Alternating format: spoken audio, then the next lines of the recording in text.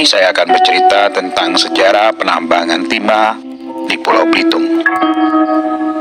Adalah John Franciscus London, orang Belanda pertama dan orang kepercayaan Prince Hendrik yang menemukan dan merintis penambangan timah Belanda di Belitung tahun 1851. Pada tanggal 23 Maret 1852, Belitung mendapatkan konsesi penambangan timah terpisah dari Pulau Bangka.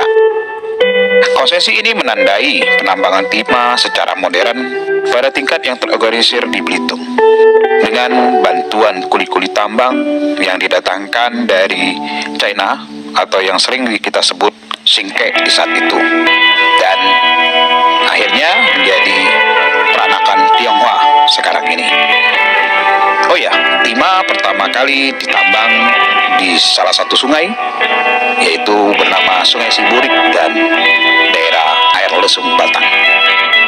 Awal abad 19, Belitung dan Bangka jatuh ke tangan Inggris, menyusul kekalahan Palembang tahun 1812. Inggris lalu menempatkan Raja Akil sebagai penguasa Pulau Belitung. Belitung kemudian menjadi jajahan Belanda berdasarkan Trikat London 1814. Namun, roda pemerintahan Belanda baru berjalan pada tahun 1823. Dengan dibangunnya benteng di Tanjung Simba, kemudian Tanjung Pandan, dan pada 1 Juli 1838, Belanda mengakui secara sah K.A. Rahat sebagai Raja Belitung bergelar Depati Cangningrat VIII.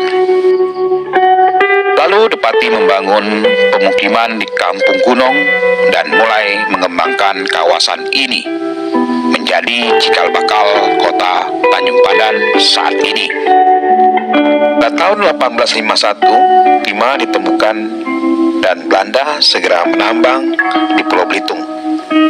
Tahun 1953, bersamaan dengan dimulainya pertambangan tersebut, dan pejabat Belanda yang saat itu ditempatkan bernama Diruat sebagai asisten residen yang membawai pejabat-pejabat pemerintahan.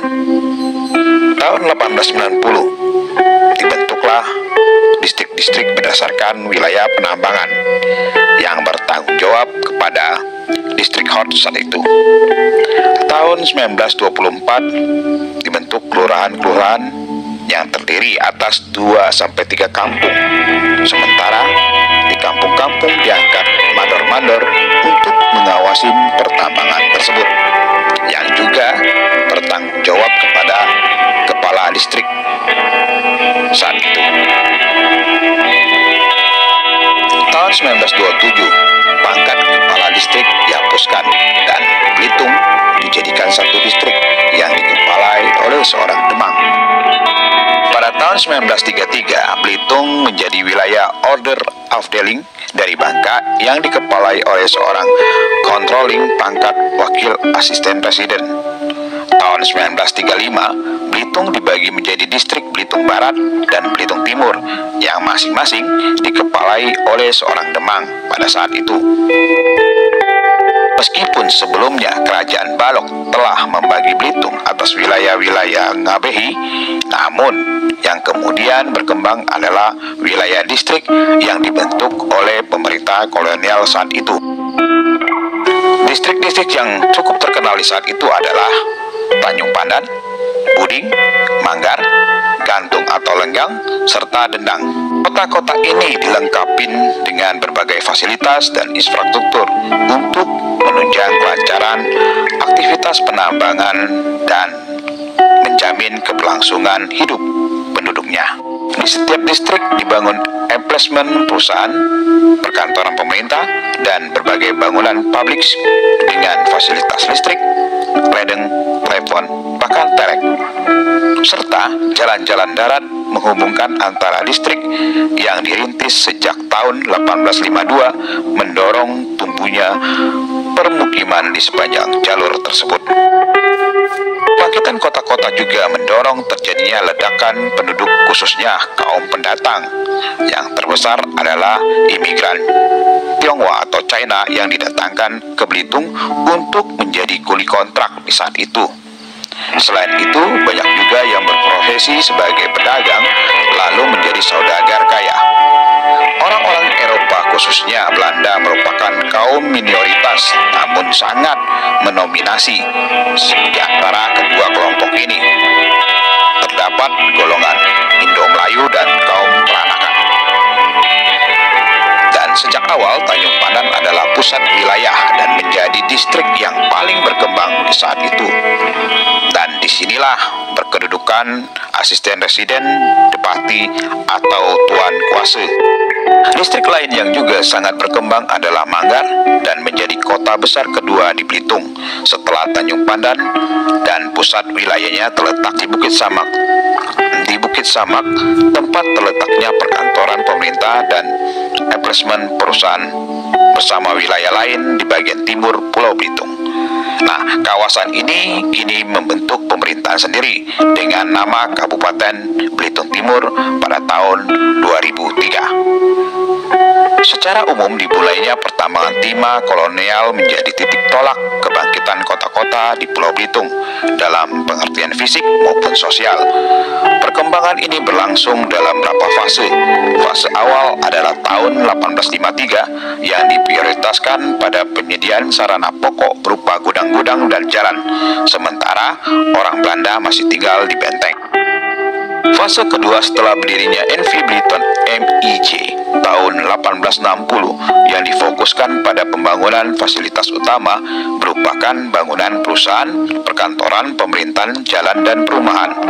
Seketika antara tahun 1868 sampai 1870 dibangun berbagai fasilitas publik, antara lain pasar, dermaga, masjid, sekolah, rumah sakit, sosial, serta di Manggar dibangun elektrik sentrum dan menjadi yang terbesar di Asia Tenggara di saat itu. Dan orang-orang migran China yang kaya juga mulai membangun rumah-rumah besar yang menonjol arsitekturnya oriental pada fase ini. Fase keempat tahun 1920-an setelah berdirinya NVGMB lebih bersifat pemekaran dan terutama diarahkan pada penambahan sarana perumahan pegawai perusahaan. GMB juga mendirikan lembaga kesehatan untuk pribumi, sekolah rakyat di desa-desa, serta bioskop dan sekolah teknik di Manggar. Temuan dan penambangan timah Belanda di Belitung telah mengubah wajah pulau ini dalam arti yang sebenarnya. Kemajuan timah tidak hanya memunculkan kota-kota modern, namun juga mengakhiri kekuasaan tradisional yang telah lebih dulu eksis. Dan kematian Depati terakhir pada tahun 1873 yang diikuti dengan penghapusan pangkat Depati. Pada saat itu, pada tahun tersebut mengawali pudarnya kekuasaan Kerajaan Balok di Tanah Belitung. Tanjung Pandan kemudian dikepalai oleh Ngabehi sampai gelar itu pun dihapus tahun 1890. Selanjutnya, Tanjung Pandan kemudian dipimpin oleh kepala distrik yang dipilih dari kerabat dekat Depati. Kaum bangsawan harus kehilangan hak istimewa mereka dan menjadi pegawai yang digaji oleh pemerintah kolonial. Pada tanggal 28 Februari 1942, Jepang menyerang Pulau Belitung dengan pesawat udaranya dan akhirnya menduduki Pulau Belitung pada tanggal 10 April 1942.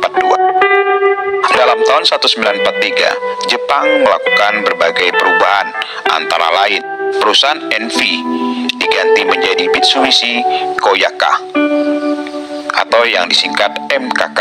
Terus tambang Selumar yang ditutup pada tahun 1930 dibuka kembali untuk menggali biji besi dan tembaga. Perladangan digiatkan dan di daerah Prapat diadakan kursus tanaman padi. Dibangunnya pelabuhan bebas tanpa bea sehingga perniagaan berkembang. Kapal-kapal bermuatan 50 ton ke atas dibangun di Pulau Belitung dan di Manggar dibuka sekolah pertukangan perahu. Serta guru-guru sekolah dikirim ke Bangka untuk dididik. Dan pembangunan lapangan udara yang dirintis di daerah Bulutumbang yang sekarang menjadi Bandara Internasional Hanajudin Tanjung Pandan. Pada permulaan tahun 1945, Jepang membentuk Badan Kebangkitan Rakyat. Namun, badan ini belum sempat bekerja dan dibubarkan ketika Jepang menyerah kepada sekutu. 14 Agustus 1945. September 1945, Jepang meninggalkan Pulau Belitung tanpa menyerahkan kekuasaan kepada siapapun.